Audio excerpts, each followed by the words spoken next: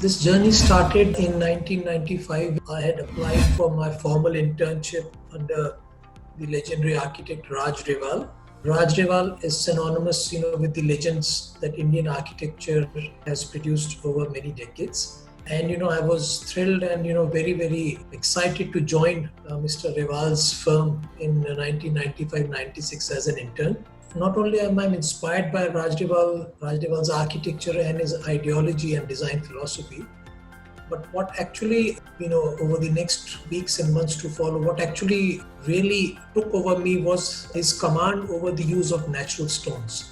In most of his buildings, most of his projects, I still consider him as one of the very, very sensitive architects, which one can see in most of his projects, whether it is the Asiad Village in New Delhi, or the National Institute of Immunology, or even the Hall of Nations, which was an iconic project, sadly, which has been demolished most recently. But I would rate Reval Saab as one of the modern Indian greats, with the likes of Doshi Saab and also Charles Correa. So during my internship, of course, on several occasions, I was lucky to come across Reval Saab, and he used to just walk into the design studio and spend valuable time with his interns. But those were little moments which have kind of embedded in my mind, in my memory, because those times were the real times when I actually got to see his passion for natural materials, natural stone, his sense of scale for projects, which was I still consider as unparalleled. That's what makes him one of the all-time greats for me. And if it hadn't been for Reval Saab, I don't think I would have been where I am today. So he's my mentor. He's had great influence over me.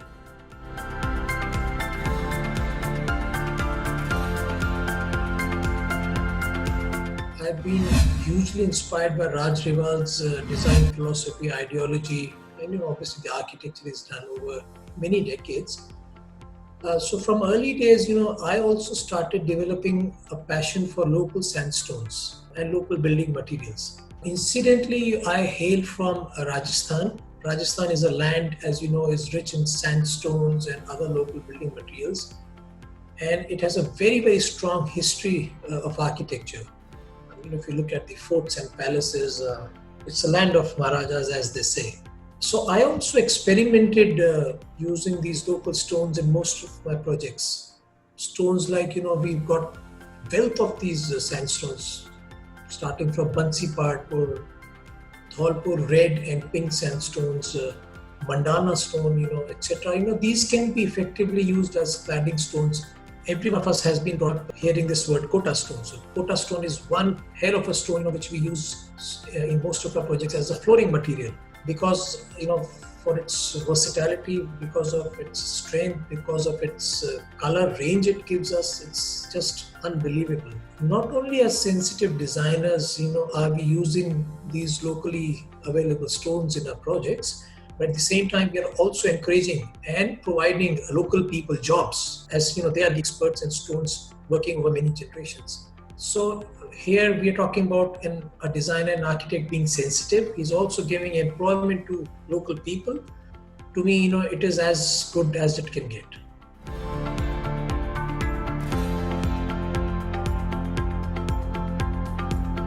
So, we are talking about some very recent developments in not only architectural education, but education on the whole. Very recently, we've been hearing that, major changes are taking place regarding the education system in India. But I'll zero down on architecture education. And, I would like to cement a fact here that, I'm a very, very strong advocate that we should not be playing around with the education system, especially architecture. We all know that India has a very, very strong education system, and as far as architecture is concerned, I'm a bit disturbed, when I hear things like that, one can now attain a degree in 3 years, as against, the original 5-year degree pattern. So, with due respect to all other disciplines and the policy makers, but true architects need to go through the grind to polish his skills and to be ready for the industry. Whatever an architect creates is someone's dream and will have a footprint till it stands its place on this planet. I remember in our good old days, when the computer technology was just making its way in India, we used to spend endless hours, days and nights working on our drawing boards. But with technology which has now absolutely taken over, the new age architects, designers, they live, eat and sleep by the mouse. So they're just completely taken over by the technology. So I strongly recommend that any change suggested should have the consent of the intellectuals. Very very good fact which is there. The silver lining for us is that we have architect Habib Khan Saab, who's currently at the helm of affairs. He's the president of Council of Architecture. So that gives us a lot of space to breathe, because we know that him being at the helm of affairs, he will ensure that the architecture curriculum or anything related to architects' future is taken care of. So we are in good hands. I'm sure of that. But I just come back to the main point that I hope we do not meddle around with this current architecture system. I think it's fabulous. It has produced a lot of legends in the past so many decades, and only a little bit revision is what is required. That you bring this up because it takes me back to all major decisions which have been taken in this country. If we just leave alone for 1 second education, consider any major decision related to the development of this country. The great minds, the intellectuals have always got together, and even the people who matter. So the politicians, we've had a lineage of greats in this country. They've always understood the current scenarios at those times, and they've always worked in favor of the nation. That's where how we stand today as a great nation. So India, everyone knows, is the place for the future. With the diversity we have, the religions, with the kind of diverse fabric we have throughout the country. So I'm sure all we need to do is get the right people in the right places, and once the policies are made and being having consent of the masses, I think that's where we should just kind of freeze it. So people just don't keep playing with these important matters which actually frame and form a nation.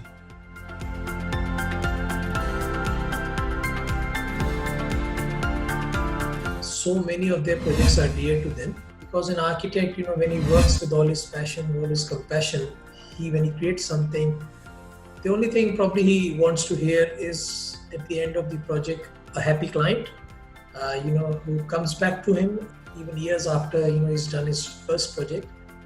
But because you've asked me to pick the best 5, what brings to my mind is one of the first major hotel projects that we did. It's named Hotel Dev Vilas Palace. And Dev Vilas Palace happens to be near Ranthambore National Park, which is near Savai Madhopur in Rajasthan. And because it's a national park, we were just on the fringes of the national park. And the client wanted us to build a heritage luxury hotel for him, because wildlife is something, Ranthambore National Park is very, very famous. We have so many tourists coming every year, not only domestic tourists, but international. So it's thronged throughout the year. So we were the architects for that project, and I was very young that time. We completed this project in 2006. I absolutely absorbed myself in traditional architecture because the client wanted something relevant to Rajasthan. He did not want a modern outfit, and we were in complete synchrony with our client, because we thought something in the realms of nature, if something could fit in, it could be a heritage property. And as I speak of now, it is one of the most sought after heritage hotel properties in Ranthambore National Park. So yeah, that is one project which I consider very, very close to my heart. And then I would skip to project number 2, I would say, is Casa 9. Casa 9 is situated in Mansarowar, Jaipur. It's a high-end luxury villa project, with about 125 villas, different sizes, 3 to 4 bedroom villas spread over, a land size of more than 10 acres. Again, we were the principal architects and also the interior designers for the project. We traveled a few countries, just to get our kind of ideology right for the project, because the developers wanted something which is unique, something which can really, people could really relate to Rajasthan. So we didn't want to, come up with glass boxes or, very, very fancy buildings standing. And that's, how we, drove our concept as a fusion of not only Rajasthani architecture, but also Mediterranean architecture. So it's a fusion. And, if you look at the project, it's an award-winning project, by the way. And it's an ongoing project. So, we started about 5-6 years back. We've almost built about, I would say, 80% of the project. But, due to some financial constraints, the builder went through a rough patch. Again, they're back on their feet. So yeah, Casa 9 is another one of the projects I would actually, put my picture to. And then, we've done a lot of residences, high-end residences. The ones I would actually pick is a residence we did at Vaishali Nagar, Jaipur. It was for a young couple then, both working. And they just came to me with a simple brief that, this is the piece of land. We want you to give us a house which can breathe. That was all they told me. And, I designed a house. Even today, at least 3 to 4 times in a year, they invite me and my family over for dinner, because they just love that house. They love the kind of natural light and ventilation that house brings in. More than that, they say that, this house really gives us the warmth, which, we can actually translate this house into a home then. So, that is how, it's very special. There's nothing fancy about the house, by the way. We have used, local slate on the exteriors. We've used glass bricks, to filter in light from the east side. So, it's a flush of light in the morning in their family lounge. Yeah, and jumping on to one of the current ones, there's one we are doing in Civilized Jaipur. Our client is Mr. Chetan Bhargav. He's a businessman. But why I would pick him is because even having traveled the world and, the big business tycoon he absolutely handed over all the reins of the project in my hands. He said, look, if I'm looking to hire you, I'm going to trust you completely. Project is currently going on. We've finished the structure. We've finished almost 90% of the interiors. And, I like a small child, who looks at a toy, he gets excited. So I'm excited too that, I want to finish this project quickly, because I can really sense, what it's going to bring to the table once we open the door, we cut the ribbon, and, we hand over the keys to our client. So, this is about the residential side. And yes, another project we are currently working on is a university at Nawalgarh. So Nawalgarh is part of Rajasthan. It helps, us to understand the other side of Rajasthan, because Nawalgarh is in the Shekhawati belt of Rajasthan. Very, very rich in architecture, and, you walk into the Havelis, you come across frescoes and everything. So we are working on this university project for Podar Group. Podar Group has been, very, very instrumental in Nawalgarh over more than 100 years now. So their current college in Nawalgarh was actually inaugurated by Mohandas Karamchandji Gandhi, which is more than 100 years back. And I'm working on this major project for them. It's going to take a lot of years to actually complete. But the fact that I'm working on an education project actually drives me completely. So I'm really thrilled about this project. And I would actually pick these 5 projects as one of my best 5.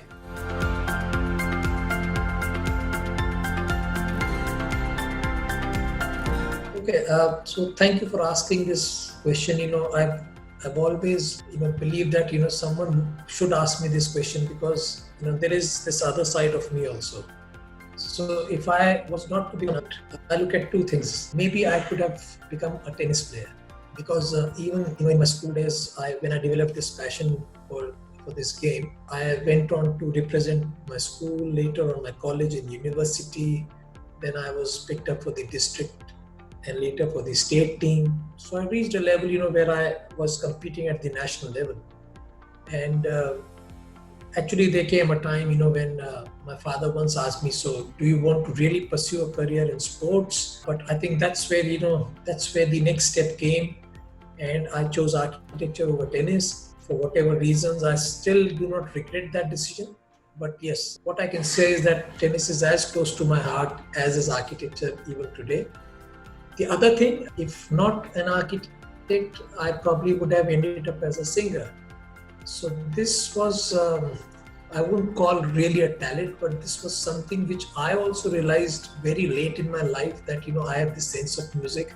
I was just, we were sitting with some friends and, someone pushed me to sing a few lines. And when I did, everyone was quite surprised that, I could actually sing. So yeah, I'm more of a bathroom singer, but, I do love singing. What I can say is I do have sense of music.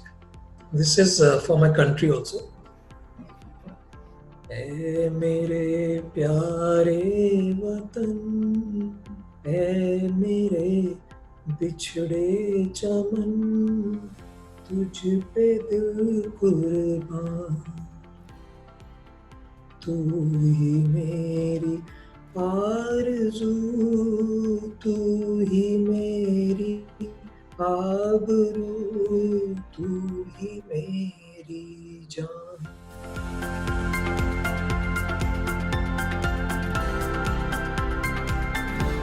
What I love most about being an architect is the fact that that I try to make realize the dreams of other people.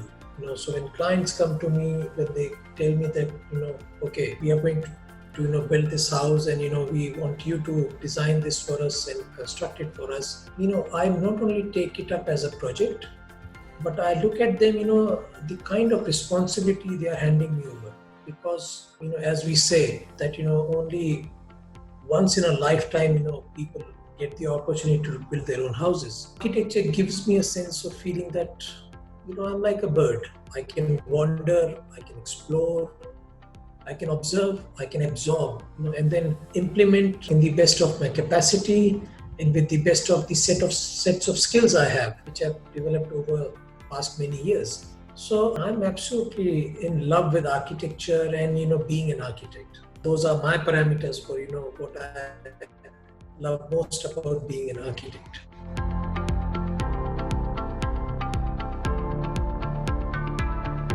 I've been part of, many events that Surfaces Magazine has been conducted over past many years. I've been a part of the jury of Bard Asia, and, even after this pandemic had set in, there were a few webinars, which was conducted. So I was requested again by Surfaces Reporter Magazine to be a part of it as a panelist.